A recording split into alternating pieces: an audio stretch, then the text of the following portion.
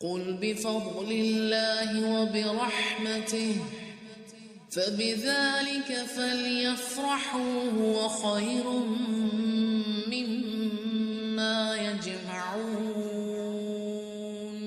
تو یوسف علیہ السلام کے بھائی آئے اور یوسف کے پاس گئے تو اس نے انہیں پہچان لیا اور انہوں نے اسے نہ پہچانا۔ کیسے پہچانتے، وہ تو اس کو مار چکے تھے۔ اور دوسری بات ہے کہ یوسف تو اس وقت بدن پہ قمیص بھی نہیں تھی، آج تو شاہی پوشاک میں تھا۔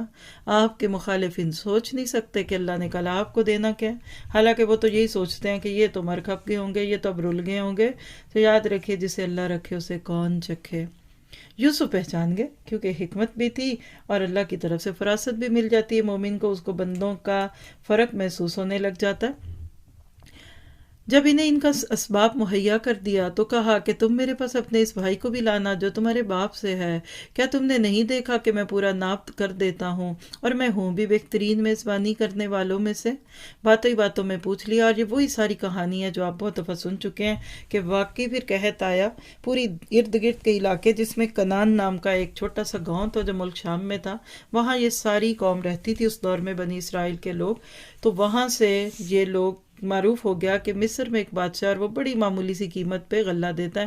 یوسف علیہ السلام نے بہت ہی حکمت عملی سے سیونگز کی تھیں، اور اب نہ صرف ہے کہ اس کو خود کھا رہے تھے بلکہ دوسروں کو بھی دے رہے تھے۔ یہاں سے پتہ چلتا ہے کہ جب شارٹیج ہو اور لاک ڈاؤن ہو تو اپنے ہی گھر نہیں بھر لینے چاہیے کہ ٹوائلٹ پیپر ہی نہ دنیا میں ملیں اور ایسے لگے کہ دنیا کی سب سے اہم چیز ہی یہ ہوا، آپ نے بھی دیکھا۔ تو جب کبھی محسن ہوں گے تو آپ اپنے ساتھ دوسروں کو بھی لے کر چلیں گے۔ اب بھائی آئے، بنجامین جو ماں سے سگے تھے، باپ سے بھی سگے تھے، وہ گھر میں تھے، باقی سارے آگے۔